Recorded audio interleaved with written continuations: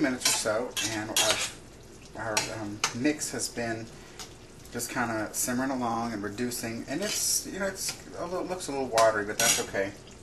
What we're going to do now is go ahead and add a cup of breadcrumbs, and we're going to stir that in. I've also already turned off my heat.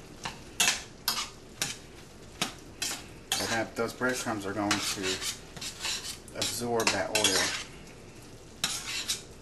Now, some recipes you find out there may have you use bread, old bread, or just ground up regular bread and add water to them, or milk, or whatever. That's fine, whatever. We just want something in there to create the texture of the filling. And also bread gives you a little bit of extra, a few extra patties too, you know, try to stretch your dollar a little bit. And this is about what it's going to look like, which it looks kind of gross, but as it sets here a little bit, it's going to thicken up. Also, when it bakes, some of that liquid is going to go to the crust a little bit. But I mean, as you can see, it's starting to firm up a little bit here. All right, we're going to let this cool, and when it cools a little bit, I'm going to also test it for salt and pepper, see if it needs any more seasonings, and we're going to go ahead and start working on the dough. Our next step is going to be the creation of the dough that we're going to put the filling into. The filling has been finished, it's cooling over on the stove, and it's going to take about 30 minutes or so, which is fine because the dough, after we mix it together, it's got to sit in the refrigerator for about 30 minutes as well. So let's go ahead and get our stuff together, and we're going to go ahead and get the spices and other ingredients ready for the dough. We're going to start off with, we're going to have 2 egg yolks, that's just the yolk only, in a bowl, and to that we're going to add 3/4 cup of ice cold water, so about 1/4,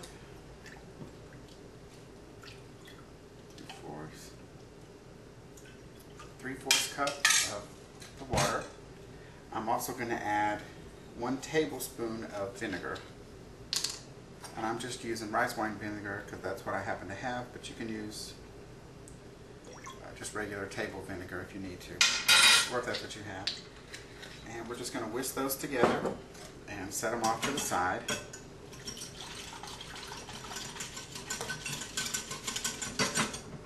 Right.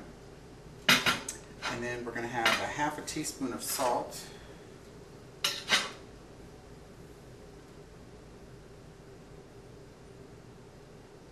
There's our 1/2 teaspoon of salt, and 2 tablespoons of curry powder. It seems like a lot of curry powder, but once it's in the dough, it won't. It'll just make it a nice color, and it'll be real nice and fragrant. So there's about a little bit over 1, and that's about 2. All right. So this is our ingredients that we're going to need for our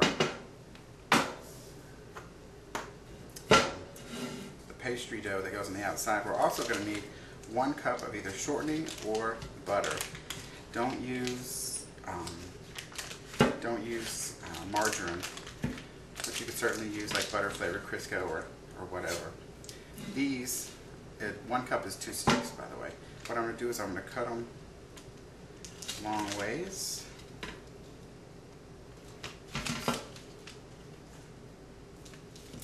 Stick them on top of each other and cut them again, which is going to basically cut it into little quarters, and then I'm just going to cut it into little slices that are going to make little quarters for me. So I'm going to go ahead and do that, and then we'll be right back, and we'll go ahead and create the dough. Now we're going to go ahead and get our dough put together. The first thing we're going to do is start with 3 cups of flour in a food processor. And then we're going to add our seasonings that we did earlier. We're going to give these a quick spin. And once that's done, we're going to go ahead and add our 2 sticks or 1 cup of butter that we've cubed into little pieces. And you can just go ahead and break them up and stick them in there. If you want to just throw them all in, it might take a little bit longer to get them to unclump, but I usually do mine this way. And they do need to be cold. And we're just going to go ahead and then pulse it. And And what we're looking for is it to look kind of like sand, be real like pebbly like sand. And once that's done, you can kind of see that most of the butter, well, all the butter is pretty much broken up. And then to that, we're going to add our wet mixture. And this is going to be a really wet looking dough. That's alright. That's why we're going to put it in the freezer. That's why we're going to put it in the refrigerator. And we're going to pulse it until a ball forms. And there's our ball. And we're going to go ahead and get this taken out, pull all the stuff out, and get it into a nice ball. We're going to wrap it in saran wrap or cling wrap and let it sit in the refrigerator for about 30 minutes to harden up. Okay, we've done the filling and we've also done the dough, and it's set for about 30 minutes in the refrigerator. And now we're going to go ahead and roll it out and fill them and get them ready to go. I've started my oven. It's preheating to about 375. So first we're going to sprinkle some flour on our board here. And I'm going to take a pretty good amount of dough, and it should have firmed up by now. I'm going to press it out, create a little circle, and then I'm going to flour my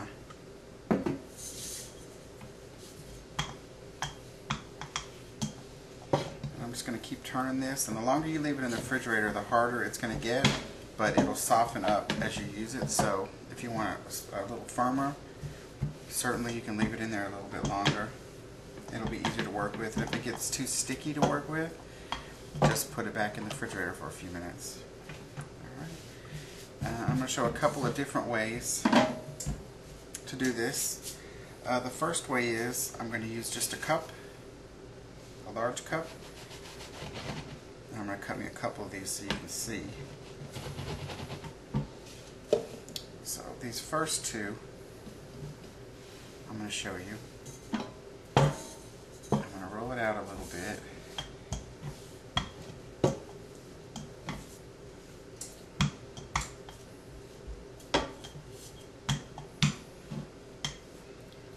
The first way is to just take a small circle about that size, put some of the filling in it, and I get typically a little heavy-handed on the filling, but we're not going to do that today.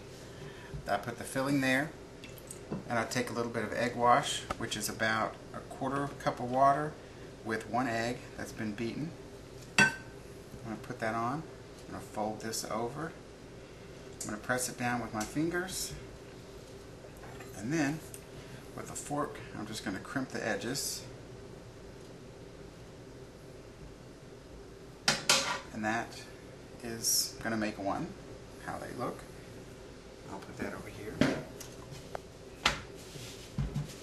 Alright, now the last way, I've showed you the other two ways. The last way I'm just going to use this. It actually has like a little cutter on the back. So I'm just going to press it down. Pull that dough back. And I'm going to give it a little, just a little bit to expand the size a little. I'm going to put it on my empanada press here. Make sure that I have a little space left over on the sides. Put my filling in. Can you see what I'm doing? I'm putting the egg wash around the edges here. And then you just close it over and press. And also, if it squishes out a little bit and you want it to look, just real nice or whatever, you can always just take a little knife and trim the edges.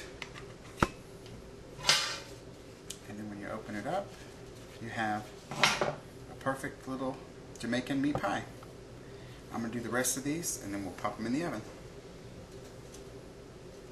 Finished creating all of our meat pies, and next thing I'm going to do is I'm going to take a little bit of the egg wash that I used, and I'm just going to put it on top of them to give the crust a nice shininess to it.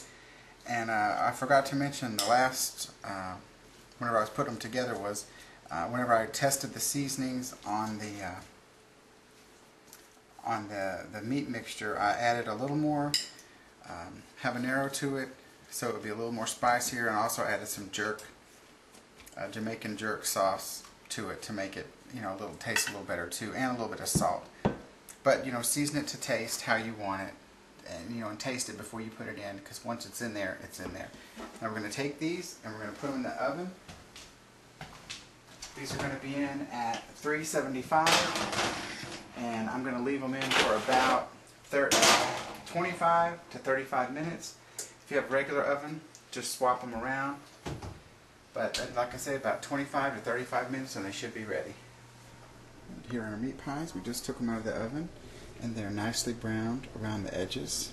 And that one got a little too excited and popped out, but other than that, they look pretty good. Let's go taste them. We have our Jamaican meat pies. They come out of the oven and they look very nicely colored. And let's see, yeah, they're definitely flaky and look really good.